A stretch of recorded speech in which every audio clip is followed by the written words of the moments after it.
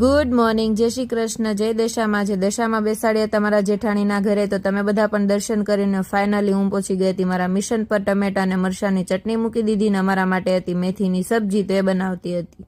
મારી સબ્જી બને એટલામાં તમે મારી ચેનલને સબસ્ક્રાઇબ કરી દો. અને મેથીની સબ્જી હોય એની સાથે રોટલી તો આપણને સેટિંગ ના આવે, એટલે ફટાફટ મેં સરસ મજાના રોટલા બનાવી દીધા હતા બધા માટે. મેથીની સબ્જી અને રોટલા ખાવા હોય તો આવી જાઓ તમે પણ મારા ઘરે.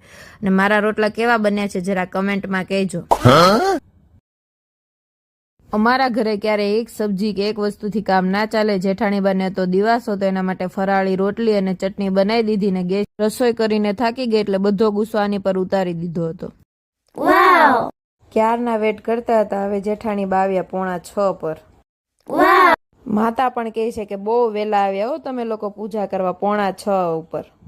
5:45 પૂજા કરવા આવે તોય અડધું ભૂલી જાય, મને લેવા મોકલે. જુઓ, હવે લાગે છે કે કંઈક પૂજામાં ધ્યાન આપે, પણ એટલી વારમાં તો વાતોના ગપાટા બંનેના ચાલુ છે. પૂજા કરવા આવ્યા કે મેં કીધું વાતો કરવા.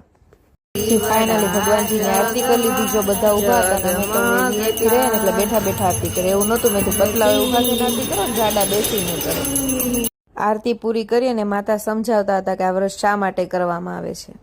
જો વ્રતની બધી વિધિ ફિનિશ કરી અને આજે શ્રાવણ મહિનાનો ફર્સ્ટ ડે હતો તો થયું ચલો ભોળાનાથને જળ અભિષેક કરી દે. ચારે બેસી ગયા. મેં તો ભોળાનાથ તો આજને આજ પ્રસન્ન થઈ જશે. આગળનો વ્લોગ આવશે બીજા પાર્ટમાં. રાધે રાધે.